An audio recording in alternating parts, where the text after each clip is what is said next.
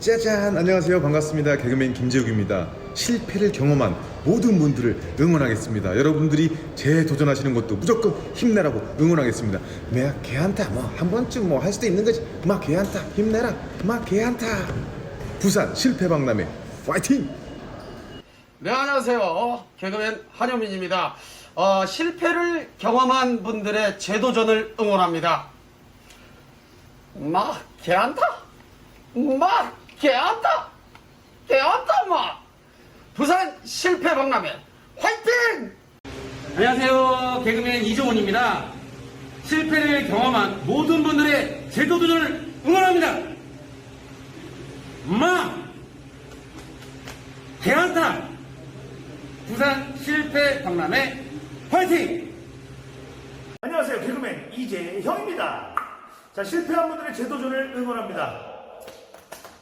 개한타 부산 실패박람회 화이팅! 네, 안녕하세요. 개그맨 장윤석입니다. 실패를 경험한 모든 분들 꿋꿋이 일어나서 다시 재도전하시기를 응원하겠습니다. 개하나 하면 된다. 부산 실패박람회 화이팅! 안녕하세요. 개그맨 김영. 실패를 경험한 모든 분들의 재도전을 응원합니다. 개한타. 나도 실패 많이 했다. 부산 실패박람회 화이팅! 안녕하세요. 개그맨 김승진입니다. 실패를 한 모든 분들의 재도전을 항상 응원합니다. 개한타! 부산 실패박람회 파이팅! 네, 안녕하세요. 개그맨 정진욱입니다. 실패를 경험한 모든 분들의 재도전을 응원합니다. 개한타. 개한타. 화이팅! 네, 안녕하세요. 개그맨 임종혁입니다. 실패를 경험한 모든 분들의 재도전을 응원합니다. 개한타! 개하나! 부산 실패박람회 화이팅! 자, 이렇게 다 같이 실패담을 공유하다 보니까 이 실패라는 경험도 우리에게 소중한 자산이 되는구나라는 생각이 듭니다. 아기들이 처음 걸음마를 뗄 때요, 평균 약 2,000번을 넘어진다고 합니다. 이 말은요, 우리도 이미 2,000번의 실패를 딛고 일어난 엄청난 존재라는 겁니다. 제가 그랬어요. 네, 그럼요. 아기가 걸음마를 배우듯 차근차근 도전하다 보면 멋지게 날아올 수 있을 거예요. 그렇죠. 제가 이번에 그 실패 박람회 때문에 공부를 해봤더니요. 국제 실패의 날도 있어요. 10월 13일. 그리고 실패하기라는 학문도 있었습니다. 그러니까 그만큼 이제는 실패라는 게 감출 게 아니라 드러내놓고 그 가치를 우리가 생각해 볼 때다, 그런 생각이 드는데요. 아무쪼록 이번 시간을 통해서 여러분들께서 힘도 얻으시고 다 같이 고민해서 우리가 좀 슬기로운 지혜를 좀 만들어 봤으면 좋겠습니다. 분야별, 지역별 실패 사례를 바탕으로요, 시민사회와 전문가, 행정기관의 토론을 거쳐서 정책 과제를 발굴하고 제도를 개선해서 현장에 반영할 수 있다면 얼마나 멋진 일이겠습니까? 그렇죠. 자, 계속해서 5가지 분야의 정책 제안 함께 만나보겠습니다. 먼저 장애인 교통 복지 분야, 부산광역시의 정책 제안입니다. 반갑습니다. 부산연구원 박충훈입니다. 실패박람회 의제와 관련해서 장애인 하이패스 이용 할인의 문제점 및 개선 방안에 대해서 말씀드리겠습니다. 먼저 현황 및 문제점을 살펴보고 다음으로 해결 방안을 살펴보도록 하겠습니다. 장애인분들은 유료 고속도로를 이용할 때 통행료 감면 혜택을 받으실 수 있습니다. 2000cc 이하의 승용 자동차를 이용하고 특정한 조건을 충족할 경우 할인율 50%를 적용받으실 수 있는데요. 물론 일반 차로를 이용할 경우뿐만 아니라 하이패스 차로를 이용할 때도 그 혜택을 받으실 수 있습니다. 하이패스 차로 감면을 받기 위해서는 먼저 주소지 행정복지센터에 가셔서 장애인 통합복지카드를 신청하셔야 됩니다. 다음으로 감면 단말기를 구입하셔서 차량 정보를 입력하시고요. 세 번째로 지문을 등록하셔야 됩니다. 왜냐하면 장애인분들이 하이패스를 이용할 때는 본인의 지문을 통해서 자신의 신원을 증빙하기 때문입니다. 네 번째, 통합복지카드를 감면 단말기에 삽입하시고 마지막으로 출발 전 지문 인식기를 통해 본인 인증 후 하이패스를 이용하시게 됩니다. 지문 인식기 내 지문 인증 시 유효기간은 총 4시간입니다. 그렇기 때문에 4시간이 지나면 다시 지문 인식을 하셔야 됩니다. 이렇듯 하이패스 장애인 이용 할인은 장애인분들의 편의를 도모하기 위해서 만들어진 제도입니다만 정작 이용률은 굉장히 낮게 나타나고 있습니다. 비장애인 중 82.4%가 하이패스 차로를 이용합니다만 장애인분들은 혜택을 받으실 수 있음에도 불구하고 36.3%만이 하이패스 감면 혜택을 받고 계십니다. 왜 그럴까요? 이용 상황에서 여러 불편과 문제점이 있기 때문입니다. 장애인 하이패스 감면 이용의 문제점을 살펴보면 먼저 지문 인식이 번거롭다는 점을 들 수 있습니다. 지문 인식을 4시간마다 해야 되기 때문에 운전하다가 깜빡할 경우 위험할 수 있고요. 또 지체장애인이나 뇌병변 장애인 같이 신체적 결손 등으로 지문 인식을 못 하시는 분들도 있을 수 있는데 이분들은 아예 하이패스를 이용할 수 없습니다. 그리고 사실 이 지문이라는 것이 고도의 민감 생체 정보인데 이거를 일상적인 자가용 운행에서까지 이 수단을 이용해서 증빙을 해야 되느냐에 대해서 굉장히 인권 침해 논란이 있습니다. 두 번째로 장애인 하이패스 감면을 받기 위해서는 별도의 단말기를 추가로 구매를 해야 된다는 겁니다. 안타깝게도 장애인용 하이패스 단말기는 지문 인식 기능이 추가되고 생산 물량이 작기 때문에 비장애인 하이패스 단말기에 비해서 고가입니다. 그리고 근래 시판 차량의 상당수가 하이패스 기능이 기본적으로 내장되어 있습니다. 그렇지만 장애인분들은 이 순정 기능을 사용하지 못하고 별도로 단말기를 추가로 구매해 활용해야 하는 실정입니다. 그리고 신청 절차 또한 굉장히 번거롭습니다. 장애인 통합복지카드를 주소지 행정복지센터에 가셔서 발급받으셔야 되고 행정복지센터나 도로공사에서 지문도 따로 등록하셔야 됩니다.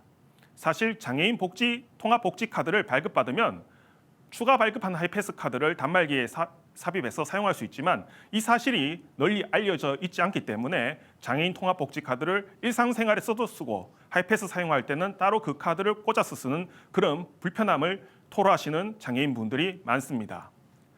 마지막으로 자동차 실내 미관에도 부정적인 영향을 미치고 안전에도 위험이 된다는 점을 말씀드리고 싶습니다. 하이패스 단말기와 지문 인식기를 별도로 설치해야 하기 때문에 대시보드 쪽이 산만해 보입니다. 순정 차량을 이용하시는 분들은 전혀 불편함을 토로할 필요가 없는데도 말입니다. 그리고 차량 충돌 사고가 발생할 경우 대시보드에 부착된 단말기나 지문 인식기가 운전자 등 탑승자들에게 날아가 상해를 입힐 가능성도 작지 않습니다. 자, 그렇다면 이러한 문제점을 어떻게 해결해야 할까요? 단기적으로는 본인 인증 수단을 스마트폰을 활용해 다원화할 필요가 있습니다. 지금은 전용 단말기에 지문 인식 기능만을 이용하고 있죠. 장기적으로는 민감 생체 정보를 활용해 당사자가 권리 행사를 하는데 지문을 인식해야 한다는 것 같은 인격적 불쾌감을 느끼는 상황은 최대한 배제할 필요가 있습니다. 대중교통 이용할 때의 신분 확인 수준, 우리 어르신들이 지하철을 이용할 때의 신분 확인 수준처럼 신분 확인 수준을 크게 완화할 필요가 있습니다. 이 자리에서는 단기적인 방안을 중심으로 살펴보도록 하겠습니다. 첫 번째 방안은 기존 장애인 단말기를 계속 이용한다는 전제하에서 스마트폰을 활용하는 방법입니다. 기존에는 장애인 하이패스 단말기에 지문 인식기를 유선으로 연결했습니다만 개선 방안에서는 지문 인식기 대신 스마트폰을 유선으로 연결하는 방법입니다. 이 같은 경우 스마트폰을 활용해 지문 인식을 할 수 있고 지문 인식이 어려우신 분은 홍채 인식을 통해서 신원을 확인할 수 있습니다. 다음으로 장애인 전용 단말기를 사용하지 않고 비장애인 단말기를 활용해서 본인의 신원을 확인하는 방안에 대해서 말씀드리겠습니다.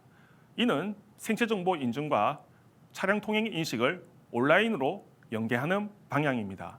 사실 하이패스 이용 정보와 개인의 생체 정보가 온라인으로 연결돼서 검증이 되면 별도의 전용 단말기를 사용할 필요가 없습니다. 장애인분들이 스마트폰을 활용해서 생체 정보 활용 본인 인증 앱을 실행을 해서 지문 및 홍채 인식을 통해서 본인임을 인증한 이후에 하이패스를 통과하면 별도의 장치를 필요로 하지 않게 되는 것이죠. 그리고 기술적인 부분만 좀 보완이 될 수 있다면 현행 개인 인증 및 전자 인증 시스템을 활용하는 것도 좋은 방법이 될 수 있습니다. 스마트폰을 활용해서 지문이나 홍채 인식을 하는 것이 아니라 모바일 전자 운전면허증이나 모바일 본인 확인 서비스 연계를 통해서 자신이 이용 대상임을 증명하는 것도 한 방법입니다. 쉽게 생각하시면 공용 인증서를 활용할 때의 그 상황을 생각하시면 되겠습니다. 지금까지 장애인 하이패스 이용 할인의 문제점 및 개선 방안에 대해서 말씀드렸습니다. 감사합니다. 2021 부산 실패 박람회 계속해서 청년 주택을 주제로 부산광역시의 정책 제안 보시겠습니다. 청년주택 지원제도는 안 좋은 5평짜리 원룸을 시세보다 높게 전세로 들어왔습니다. 라는 부산시민 김동찬님의 의제로 시작됐습니다. 시간에 쫓겨 급하게 계약한 전셋집은 10년이 된 낡은 다가구 원룸이었는데요. 실제 공용 공간을 고려하면 5평이 안 되는 것처럼 보였습니다. 위생, 소음, 높은 관리비, 게다가 녹슨 시설, 30년 된 냉장고 등 끝도 없는 문제가 발생했습니다. 심지어 계약 당시 시세보다 1,000만 원에서 2천만 원가량 비싸게 계약을 했다고 합니다. 이는 LH 전세임대가 대부분 시세보다 비싸고 매물이 부족해서 열악한 조건으로만 계약이 가능했기 때문입니다. 김동찬님의 계약 실패 사례를 바탕으로 지난 7월부터 4명의 관련 전문가가 3회 수기 토론을 통해 청년주택 지원제도 개선 방안을 도출했습니다. 정책 개선 방안은 이렇게 총 4가지로 구성이 되어 있습니다. 먼저 부산광역시 청년주택 관련 정책사업 보완 방안으로 청년 및 일반 시민이 이용할 수 있는 주거용 부동산 임대차 상담센터가 필요합니다. 경험의 부재로 인한 청년 및 일반 시민의 수많은 계약 실패 사례에도 불구하고 현재 특별시 및 광역시 단위로 형성된 분쟁조정위원회는 이미 일어난 분쟁을 원만한 해결로 이끄는 사후적 처리 방안에 그칩니다. 사전적 처리 방안으로 주거용 부동산 임대차 상담센터를 별도 운영함으로써 임차인의 상담을 돕고 부동산 관련 지식 부재로 인한 분쟁을 예방할 수 있을 것으로 판단됩니다. 또 이러한 상담 데이터를 자료화한다면 많은 시민들께 부동산 계약 관련 사전 지식을 전달드릴 수 있을 것으로 기대됩니다. 기존에 운영 중인 산하기관 및 센터 활용법으로는 주거용 부동산 분쟁조정위원회 내에 별도 상담 코너를 신설하는 방안과 관할 관청 내 외부 부동산 상담가를 모집해서 별도의 상담 코너를 운영하는 방안 이렇게 2가지가 제시됐습니다. 또 별도로 독립된 주거용 부동산 계약 관련 사전 상담센터 운영을 통해서 서비스를 제공하는 방안도 함께 제시됐습니다. 두 번째로 민간 사업자 참여형 청년주택 공급 활성화 방안으로 민간 사업자의 청년주택 공급 적극 참여 유인책이 필요합니다. 민간 사업자는 영리기업이기 때문에 아무래도 시장 논리에 따른 수익성에 초점을 맞출 수밖에 없는데요. 수익성이 낮은 청년주택 공급의 필요성을 못 느끼는 민간 사업자에게 별도의 인센티브 지급을 통해 역세권 청년주택 공급을 활성화할 필요가 있습니다. 구체적으로 역세권에 정책으로 정해진 호수 이상의 주택을 공급하는 경우에는 추가적인 용적률 인센티브를 제공해서 혜택을 받을 수 있게 하는 겁니다. 또한 역세권 청년주택 주거용 부동산 제공이 힘들 경우에는 부산시 내에 개발 제한구역을 활용해서 대단지 형태의 청년 임대주택 공급 계획을 마련하는 방안이 있습니다. 이 경우에 주택들은 청년들이 선호하는 역세권과는 거리가 먼 외곽 지역에 형성될 가능성이 높은 관계로 관계부처와의 협의를 통해 별도의 버스 노선을 도입하는 방안을 추가로 마련할 수도 있습니다. 다음은 LH 임대주택 개선 방안입니다. LH 청년 전세 임대는 만 19세에서 39세의 청년층의 주거비 부담 완화를 위해서 기존 주택을 전세 계약 체결해서 저렴하게 재임대하는 공공임대 정책입니다. LH가 매입한 공공주택이 아니기 때문에 주택별 주거 환경 및 질의 수준은 천차만별이고요. 시세 대비 높은 가격까지 책정되어 있지만 이를 해소할 수 있는 방안은 부족한 실정입니다. 심지어 LH 청년 임대주택이 요구하는 2년의 계약 기간은 직장이 안정되지 못한 청년에게는 부담스러운 조건이지만 전세 보증금을 확실히 보장받기 위해서는 이를 선택할 수밖에 없습니다. 이러한 제도적 불합리성을 개선하기 위해서 주택 매입을 민간 위탁 방식으로 전환시키고 거주 상태가 좋지 않은 매물을 내놓은 집주인들에게 페널티를 부여하는 방안을 제시했습니다. 지역별 특수성 및 시세 차이를 고려한 LH 청년 전세 임대주택 선정 기준 마련 역시 필요합니다. 또 공공 리츠나 전략적 토지를 활용할 수 있고 다양한 기간의 계약 옵션을 제공할 수 있도록 상품을 개발할 수도 있습니다. 무엇보다도 LH의 역할에 대한 재검토가 필요합니다. 현재 LH는 전세 보증금을 보증해주는 단순 보증기관으로 역할을 하고 있습니다. LH를 통해 임대한 주택에 문제가 생겨도 이를 해결하거나 건의할 수 있는 창구 또는 방법이 없기 때문에 이를 보장할 수 있는 개선책이 필요합니다. 마지막은 부산시 맞춤형 청년 주거 정책 확대 방안입니다. 먼저 부산시 청년 주거 지원 정책의 강화가 필요합니다. 현재 부산시는 행복주택 사업, 햇살 둥지 사업, 주거 취약계층을 위한 주거복지센터 운영, 빈집 활용 등 다양한 주택 정책 사업을 시행 중에 있습니다. 다만 늘어나고 있는 청년 1인 가구를 위한 정책이 미흡하기 때문에 이러한 사각지대 해소 문제를 제기해 주셨습니다. 이를 위해서 청년 주거 상담센터 및 청년 주택 코디네이터 제도를 도입해서 청년과 지역사회의 연결성을 강화시키는 현장 밀착형 정책 지원이 필요합니다. 이는 추후 청년 주거 문제에 대한 빅데이터 관리로 연결돼서 이를 활용한 새로운 정책 사업을 개발할 수도 있습니다. 또 부산시 청년들의 특성을 고려한 청년 주택 지원 사업 확대의 필요성이 요구됩니다. 현재 SH 서울주택공사에서는 청신호, 열리지홈 등 다양한 청년 주택 지원 사업을 추진하고 있습니다. 부산에서도 지역 맞춤형 정책 개발을 위해서 LH의 역할을 부산도시공사로 위탁하고 역세권 및 일자리가 있는 공업지역에 청년 임대주택을 공급한다면 청년 주거 안정화를 실현할 수 있을 것으로 보입니다. 이 경우 회사에서 지원하는 근로자 주택, 공공지식산업센터와 함께 공급하는 창업지원 주택 등을 활용할 수도 있습니다. 이러한 개선 방안을 바탕으로 부산 청년들을 위한 주택 지원 제도의 발전 기대하겠습니다. 감사합니다. 2021 부산 실패 박람회와 함께 하고 계십니다. 다음으로요. 금융 실패를 주제로 생각하는 바다의 정책 재현입니다. 네, 안녕하세요. 2021년 실패 박람회에 함께 참여했던 부산 생각하는 바다의 우동준입니다. 저희는 실패 박람회를 준비를 하면서 청년 금융론이란 이름으로 프로그램을 준비를 했고요.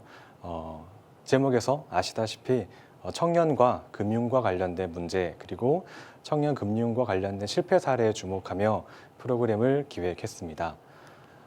저희는 청년 금융론이라는 프로그램 안에서 다양한 프로젝트를 시도를 했는데요. 먼저 부산에서 함께 활동하고 있는 청년 단체들과 오프라인 살롱을 열어서 많은 이야기들을 수집을 하고 그 이야기들을 온라인 콘텐츠로 만들어서 많은 시민들과 공유할 수 있도록 마련을 했고요. 마지막으로 청년들의 금융 경험을 많이 수집할 수 있는 서베이 사이트를 만들어서 청년 금융에 대한 다양한 실패 사례가 실패 박람회가 끝나더라도 수집될 수 있도록 마련을 해 두었습니다.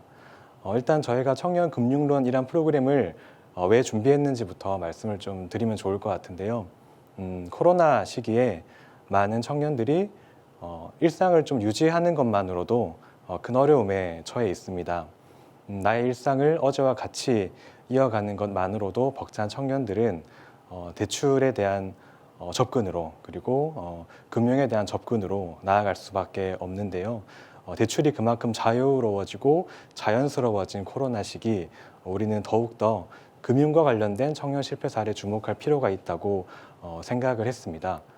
왜냐하면 많은 청년 문제가 그렇지만 특히나 금융과 관련된 문제에서는 청년 개인이 금융에 무지해서 혹은 개인이 그 제도와 정책에 대한 이해도가 떨어져서 금융과 관련된 실패로 이어진다라는 인식이 많이 보편적인데요. 우리는 개인의 잘못이 아니라 그 안에 있는 구조적인 문제, 또 금융으로 왜 접근할 수밖에 없는지, 그리고 청년들이 금융에 접근했을 때 어떤 정책을 이용할 수 있는지에 대한 이해부터 먼저 하는 것이 중요하다고 생각을 했습니다. 그래서 저희는 먼저 청년 금융과 관련된 현실을 알아볼 수 있는 워크숍부터 시작을 했고요. 저희가 많이 살펴본 자료로는 보시는 바와 같이 만 29세 이하에서 특히나 20대 청년들에게서 금융 실패 문제가 더 극명하게 드러난다는 걸 볼 수 있습니다. 첨부한 자료는 정의당의 장혜원 의원실에서 배포한 자료인데요. 마이너스 통장 쉽게 이용할 수 있는 돈이죠. 당장의 생활비가 필요할 때 청년들이 이용할 수 있는 다양한 금융 중에 첫 번째가 마이너스 통장일 텐데 그 마이너스 통장의 이용 비율이 20대가 가장 높게 나타나고 있고요. 연령대별 대출 잔액 추이를 보더라도 만 29세 이하에서 극명하게 드러난다는 걸 알 수가 있습니다. 네, 저희는 다양한 자료를 좀 폭넓게 살펴보면서 청년이 처한 금융 문제, 대출 문제에서도 큰 카테고리가 나눠진다는 걸 알게 됐는데요. 먼저 학자금 대출, 생활비 대출, 주거 대출입니다. 저희는 이 대출에 대한 다양한 이야기들을 먼저 듣고 청년들이 어떤 문제로, 어떤 배경으로 이런 금융 문제에 도달하게 되었는지를 그 과정에 대한 이야기를 주목하고 드러내는 것이 해법을 위한 다음 단계를 모색하기 위한 중요한 과정의 일환으로 판단을 했습니다. 그래서 부산에 있는 함께 활동하고 있는 청년단체들과 함께 그 오프라인 살롱을 기획을 했는데요. 저희는 금융 경험 공유 워크숍이라는 이름으로 이렇게 삽니다라는 프로그램을 연달아 3번 기획을 했습니다. 함께했던 협력 단체는 부산의 시내소파 그리고 부산스러운 청년들 청년문화협동조합 이렇게 3단체와 함께 기획을 했고요. 한 단체씩 생활비 대출, 주거대출, 학자금 대출로 나눠서 대상 청년들을 찾아서 폭넓은 이야기를 들어보았습니다. 보이는 저희 포스터는 그 생활비 대출과 관련된 홍보 포스터인데요. 특히나 생활비 대출과 관련된 부분은 개인의 이야기가 너무 많이 좀 드러나는 부분이 있어서 포스터에서부터 개인의 좀 특수성을 좀 배제를 하고 내 잘못이 아니라 나만의 문제가 아니라 구조의 문제를 좀 드러내기 위해서 개인을 블라인드 처리하는 방식으로 포스터를 만들어서 다양한 이야기를 들었고요.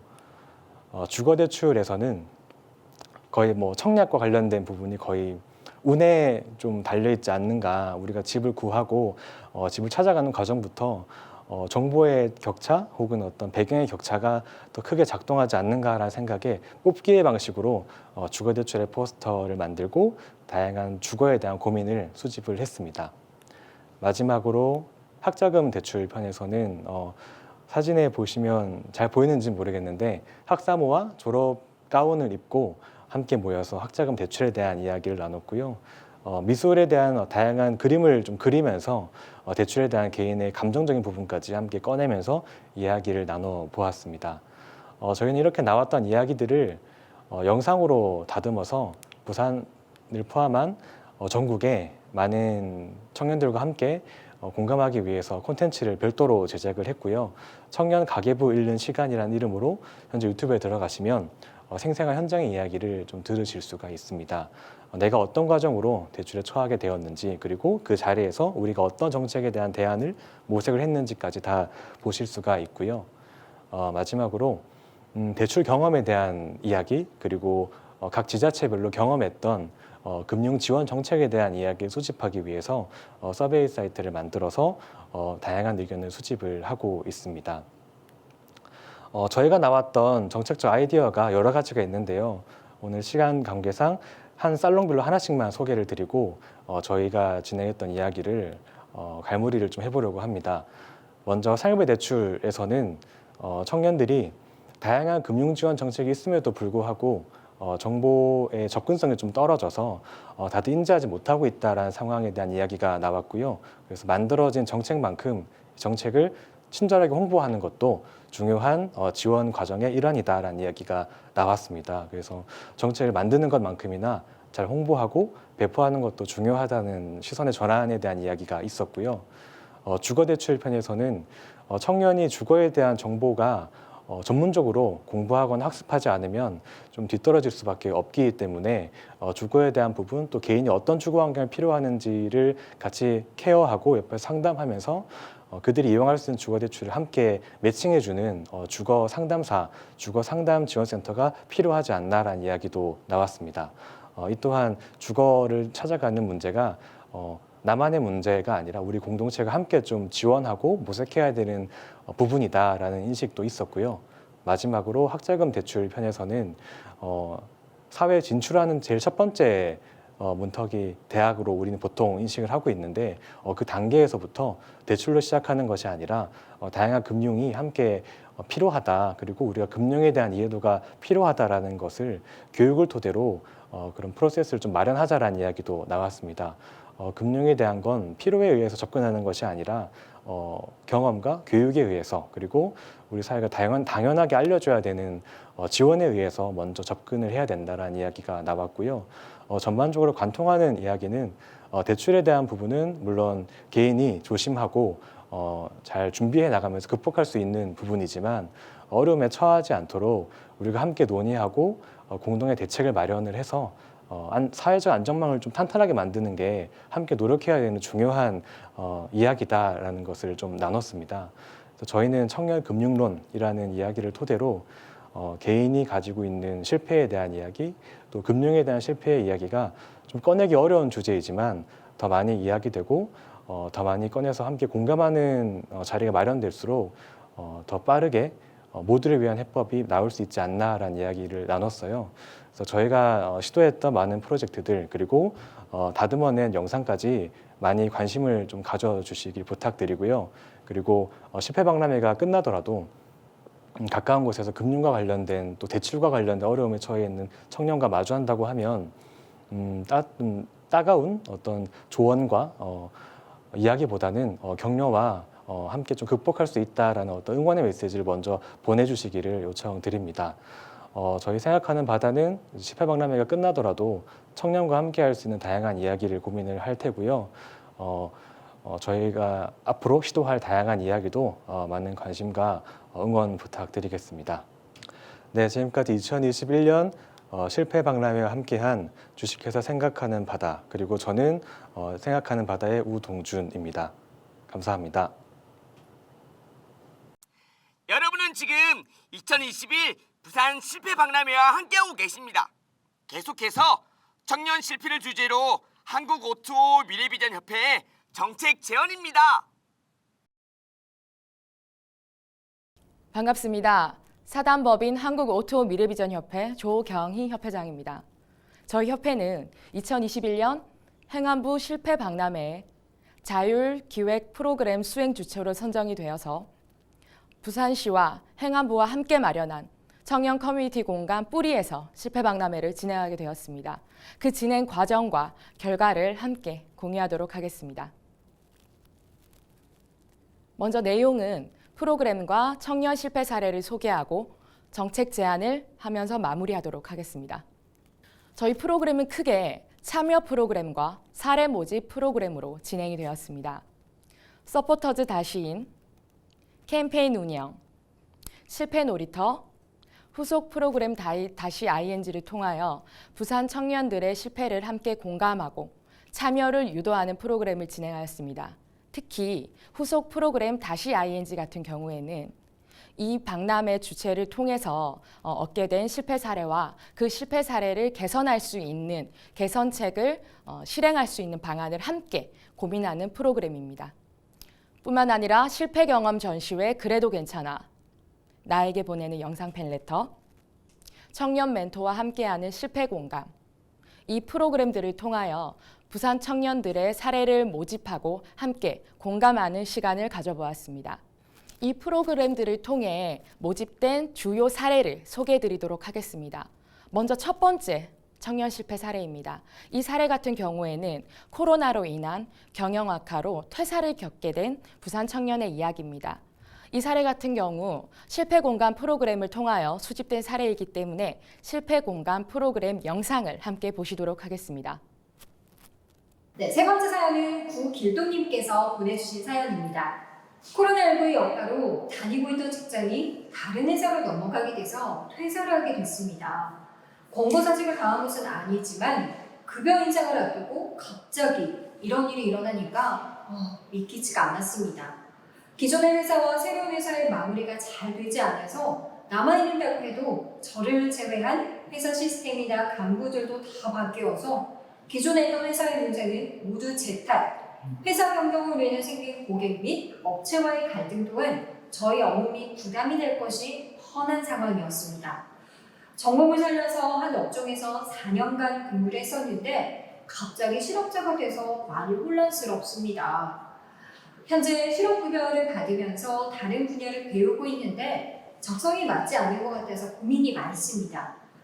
다시 기존의 업종으로 돌아가야 할지 아직 늦지 않았으니까 다양한 분야를 공부해서 좀 더 다양한 업종의 일을 한번 도전해보는 것이 맞는지 20대 후반을 향해 가고 있는데 어떤 선택을 하는 게 맞는지 너무나 고민이 되네요 라고 보내주셨습니다.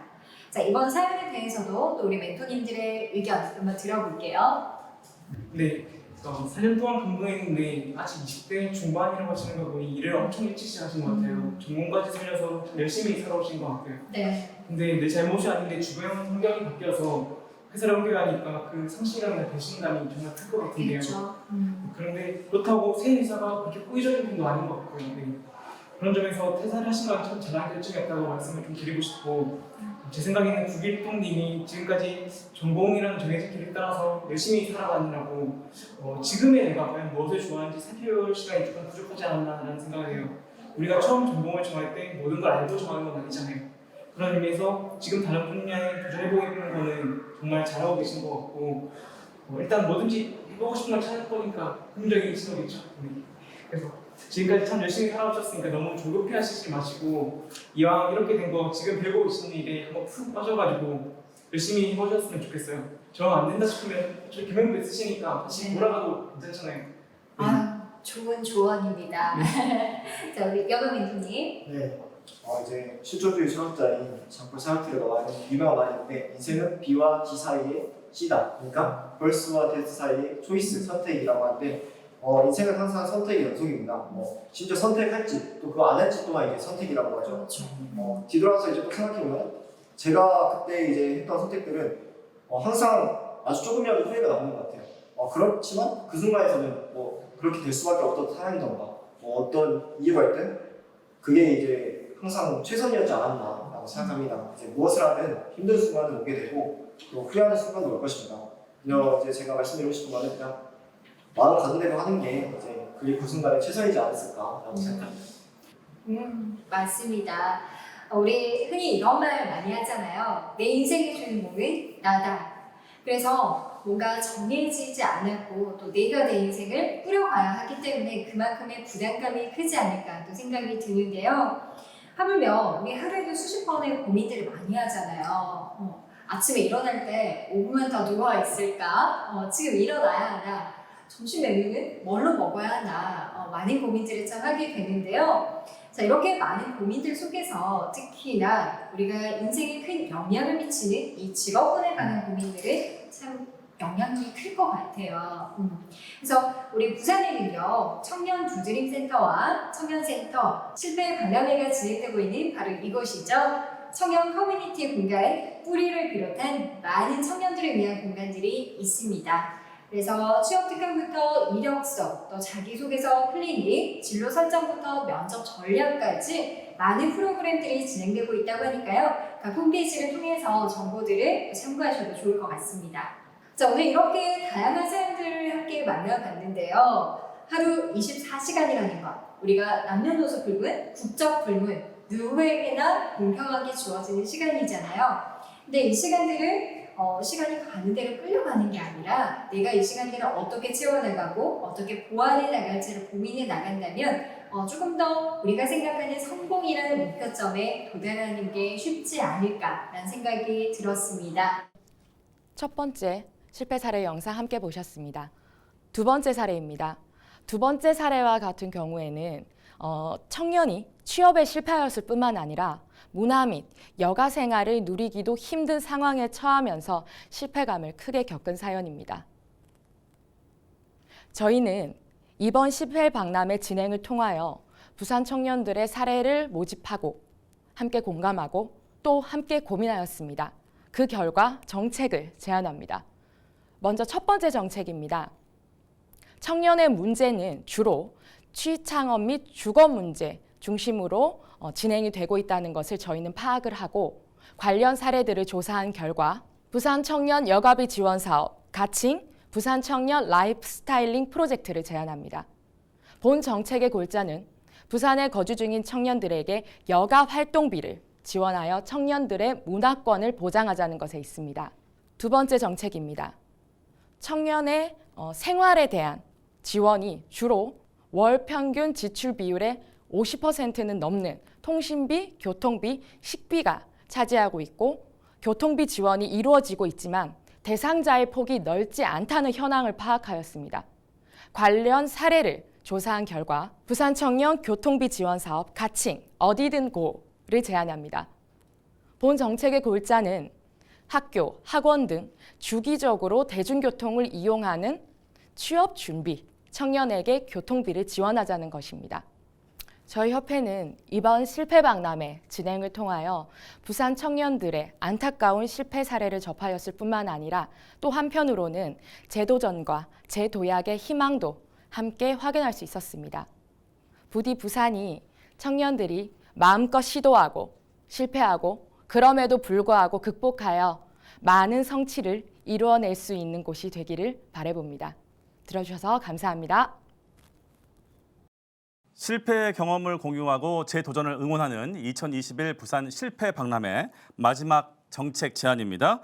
이번에는 공동체 실패와 관련해서 호천마을 주민협의회에서 정책 제안을 했습니다. 반갑습니다. 먼저 실패의 경험 공유를 통해 재도전을 응원하는 21년 부산 실패 박람회 개최를 진심으로 축하드립니다. 인사드리겠습니다. 저는 부산광역시 부산진구 범천이동 호천마을 주민협의회 마을공동체 대표를 맡고 있는 강재성입니다. 이번 부산 실패 박람회 행사 기획 중 하나인 마을공동체 실패와 재도전에 대한 정책을 오늘 여러분에게 제안하게 되었습니다. 우선 이 자리를 만들어 주셔서 영광스럽고 깊이 감사의 말씀을 드리겠습니다. 오늘 제가 발표드리는 정책 제안은 저 개인만의 제안은 아닙니다. 부산에서 활동하고 계시는 마을 공동체 리더분, 특히 우리 부산 삼봉 네트워크에 활동하시는 총 9분의 마을 리더분들의 의견과 부산 도시재생지원센터의 활동가를 담당하시는 우리 담당자분들의 공통된 의견을 제가 대표해서 말씀드린다는 것을 알려드리겠습니다. 그럼 제가 준비한 화면을 보시겠습니다. 지금 보시는 화면은 혹시 어딘지 아실까요?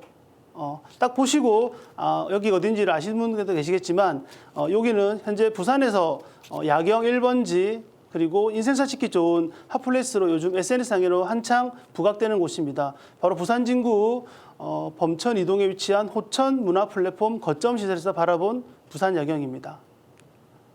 다음은 부산 동구의 이중섭 전망대라는 거점 시설에서 바라본 부산의 청명한 하늘 사진입니다. 다음은 부산 서구 천송리 행복마을 거점 시설에서 바라본 부산의 멋진 바다와 영도 복례산 전경입니다. 어떻습니까? 아름답지 않으신가요? 이런 화면에 보시는 사진들이 저희 거점 시설에서 아름답게 찍은 사진들입니다. 다음은 저희 부산 동구의 까꼬막 카페와 부산 중구에 위치한 금수연의 음악살롱, 그리고 우리 서구에 위치한 고분돌이 카페와 기찻집 예술체험장, 마지막으로 부산 중구의 살리마을 마을회관과 부산 진구의 호천생활문화센터 사진입니다. 앞서 보여드린 사진의 공통점은 부산시에서 마을 공동체 활성화를 위해서 만들어준 거점 시설들입니다. 이 외에도 부산시에서 만들어준 거점 시설이 상당히 많이 있으나 오늘은 이 거점 시설을 위주로 저희들이 발표를 드리도록 하겠습니다. 그럼 먼저 마을 공동체 주민 공동유형시설 운영 방안 개선에 앞서 저희가 준비한 동영상을 먼저 시청하겠습니다.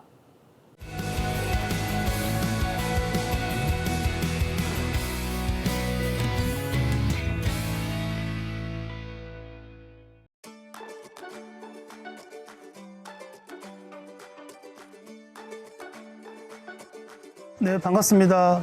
부산광역시 부산진구 삼복도로 마을 공동체 호천마을 주민협의회 대표를 맡고 있는 강재성입니다. 주민협의회 마을 공동체는 2013년도에 창립되어서 현재까지 마을의 경제적 자립과 주민의 화합, 복지를 향상하기 위해서 꾸준히 노력하고 있는 비영리 민간 단체입니다. 2020년도에 부산광역시에서 진행하는 실패박람회에 삼복도로 원도심을 주제로 해서 마을 공동체 리더분들과 여러 가지 프로그램들을 참여하였고요. 올해도 민간기업 자율 프로그램에 선정이 되어서 삼복도로 공동체의 주민들이 겪고 있는 힘든 점을 파악을 해서 문제점을 공론화시키고 해결해 보고자 합니다. 7월 초에 10개 예비 의제를 발굴을 하였고 지난주에 2개의 의제를 종합하고 7월 말에 1개의 의제를 최종적으로 선택해서 삼복도로 마을 공동체 활성화를 위한 실패와 다시 재도전이라는 슬로건으로 정책 제안을 준비를 하고 있고요. 두 번째로는 주민 화합 잔치를 8월 중에 준비하고 있습니다. 주민들의 장기 자랑이라든지 사진전 여러 가지 프로그램들을 구성을 해서 공동체 활동을 하면서 겪었던 힘든 점이나 이 갈등들을 해소하면서 모일 수 있는 화합 잔치를 준비하는 게 기획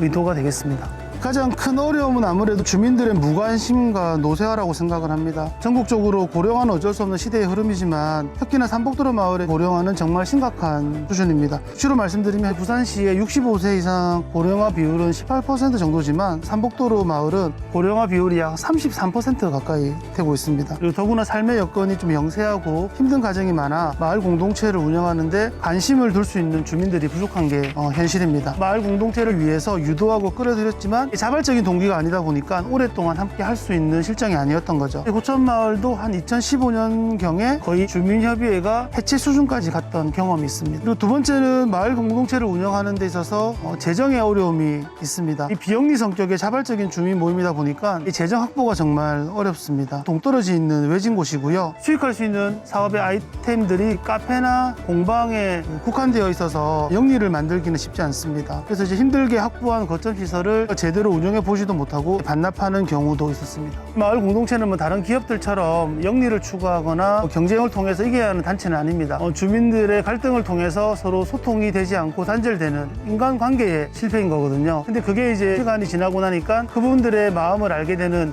과정인 것도 느끼는 거죠. 그래서 제가 생각하는 실패는 우리 주민들의 마음을 모으는 하나의 과정이라고 말씀을 좀 드릴 수 있겠습니다. 전국적으로 마을 공동체를 운영하고 계신 리더분들은 아마 저와 같은 한마음일 거라고 생각이 드는데요. 공동체가 좀 활성화되고 되는 경제적 자립 그리고 주민들의 참여 이런 것들이 공통된 문제점이라고 생각을 합니다. 본인의 이익보다는 마을 공동체의 이익을 위해서 노력하시다 보니 한 걸음 한 걸음 나가시다 보면 좋은 성과를 내지 않을까 생각이 듭니다. 전국의 마을 공동체를 운영하고 계시는 우리 리더분들 응원합니다. 화이팅!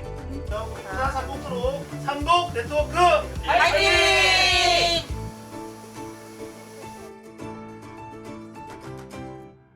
어떻게 영상은 잘 보셨습니까? 이처럼 삼복도로 마을 공동체 활성화를 위해서 노력하고 계시는 우리 마을 주민 리더분들과 그리고 마을 주민들의 응원의 메시지를 다시 한 번 더 드립니다. 그럼 지금부터 제가 준비한 마을 공동체 주민 공동유형시설 운영 방안 개선에 대한 정책 제안을 시작하겠습니다. 발표 순서는 제안 요지로부터 현황 및 문제점, 그리고 제안 내용, 기대 효과 순으로 시작되겠습니다. 주민이 공동으로 사용하는 놀이터, 마을 해관, 마을 도서관, 거점 시설 등 대통령령으로 정하는 공동이용시설을 우리는 도시재생의 기반시설이라고 칭합니다. 오늘 저희는 그 기반시설 중에서 거점 시설에 대한 정책 제안을 진행해보자 합니다. 첫 번째로 거점 시설에 대한 운영 지원의 정책 보완과 그에 따른 구체화, 그리고 두 번째로는 거점 시설의 조성과 운영을 위한 지자체의 관리 지침 및 매뉴얼의 마련. 마지막으로 거점 시설에 대한 시설 전담 인원 등 조금 더 실질적인 제도적인 지원에 대한 마련책을 저희는 제안하고자 합니다. 현재 주민 거점 시설은 포화 단계로서 현재 주민들만으로 운영하기에는 한계점에 도달한 상태입니다. 부산의 원도심, 부산 중구를 비롯한 7개 지자체에 포함해서 2010년부터 삼복도로에 조성된 거점 시설만 총 63곳에 달하는 실태입니다. 이런 거점 시설에 대해서 유형이 명확히 구분되어 있지 않아서 정책 지원에 대한 혼선을 초래하고 있고, 또 최초 거점 시설의 설립 목적과 다르게 수익 중심의 운영 요구 및 추구로 인해서 원취지인 주민들이 모이고 화합할 수 있는 쉼터로서, 또한 주민들이 성장하는 교육의 장소로서 마을의 문제를 논의하고 변화를 일으키는 마을의 발전의 모임터라는 기능을 안타깝게도 상실하고 있습니다. 또한 거점 시설 운영관 지자체와 마을 공동체 간의 연계 및 협력 체계가 부족하여 전반적인 운영 부실로 이어지는 악순환의 고리를 반복하는 실정입니다. 그래서 우리는 다음과 같이 마을 공동체 활성화를 위해서 거점 시설 운영에 관한 정책 제안을 하고자 합니다. 우선 부산의 원도시민 삼복도로 마을 공동체 주민 거점 시설부터 개선을 요청하고자 합니다. 우선적으로 마을 공동체 주체가 되는 마을 주민협의회에 대한 법적 지원 근거를 마련해 주시고, 두 번째로는 주민 거점 시설에 대한 유형 구분을 통해서 시설 운영에 관한 관리 지침, 매뉴얼의 확립이 필요하겠습니다. 그리고 세 번째로는 주민 거점 시설에 대한 운영을 통상적으로 3년 기준으로 제한하지 마시고 마을 공동체가 자립할 때까지 기한의 정황 없이 안정적이고 연속적인 지원의 제도가 필요합니다. 또한 지역의 도시재생 활성화 사업을 위해서 지자체별 도시재생 기금과 사회적 기금 마련에 대한 정책이 필요하며, 효율적인 거점 시설을 운영을 위한 사회적 경제 조직 교육과 주민의 갈등 관리 및 소통 체계 등 내실 있는 교육적 지원 방안이 필요하다고 말씀드리고 싶습니다. 앞서 말씀드린 정책 제안이 현실화가 된다면 저희가 이용하는 거점 시설은 주민들이 자립적으로 운영하고 마을 공동체 활동의 거점 공간으로 활용되어 실질적인 사업의 주체로 마을 공동체의 명확한 역할과 법적 지위를 부여받게 됨으로써 향후 마을 공동체의 운영과 활동 범위의 확대를 가져올 것으로 기대합니다. 또한 거점 시설 운영 간 주민의 주도성을 높이고 수익 창출 모델을 구축할 수 있어서 사업 계획 단계부터 중간 지원 조직, 전문가 등의 다양한 협력 체계가 구축이 가능할 것으로 판단됩니다. 결론적으로는 주민 거점 시설의 기능적 전환, 즉 현재의 거점 시설은 기반을 중심으로 수익 활동, 운영비 확보, 마을의 한원이라는 고정적 운영 방침을 파괴하고 주민들이 마음 편히 쉬어가고 주민끼리 교류하는 공간으로 운영되는 마을 주민을 위한 편익 환원으로 기능이 전환될 것으로 확신합니다. 부산시 삼복 네트워크 마을 공동체에서는 올해 5월부터 21년 실패 박람회를 준비해 왔습니다. 오늘 말씀드린 정책 제안을 하기 위해서 총 6회에 걸친 수기 토론의 과정을 거쳤고, 7월 달에는 주민 리더분들이 모여서 끝장 토론회라는 것을 거치게 되었습니다. 다시 한번 바쁘신 와중에서도 시간을 내어주셔서 마을 공동체 활성화를 위해서 노력해 주신 주민 리더분들에게 감사의 말씀을 전달하고 싶습니다. 끝으로 우리 마을 공동체 주민 리더는 실패의 경험 공유를 통해서 재도전을 응원하는 21년 부산 실패 박람회 행사를 통해 주민들의 마음을 모으는 건전한 마을 공동체를 만들기 위해서 열심히 노력하겠습니다. 다시 한번 부산시 삼복 네트워크 마을 공동체 우리 각태남 회장님을 비롯한 9개 마을 리더분들께 진심으로 감사의 말씀을 드립니다. 항상 맡은 자리에서 최선을 다하고 계시는 우리 여러분들을 위해서 힘차게 응원하겠습니다. 마을 공동체 화이팅! 네, 사람이라는 게 관성이 있어서요. 익숙해진 걸 계속 하고 싶은 그런 마음이 있는데, 그렇기 때문에 반대로 실패에 대한 두려움도 있고요. 또 성공을 하고 싶은 마음이 상당히 클 텐데 지금 도전을 앞둔 분들께 꼭 이 말을 전하고 싶습니다. 네. 실패해도 개안타. 더 멋이라고. 깨안타. 실패하고 또 실패하면서 나만의 작은 성공 신화를 써내려갈 수 있도록 여러분의 재도전을 응원합니다. 응원. 무기 나로. 못 나로? 네, 살쪄가지고요. 너무하지. 아.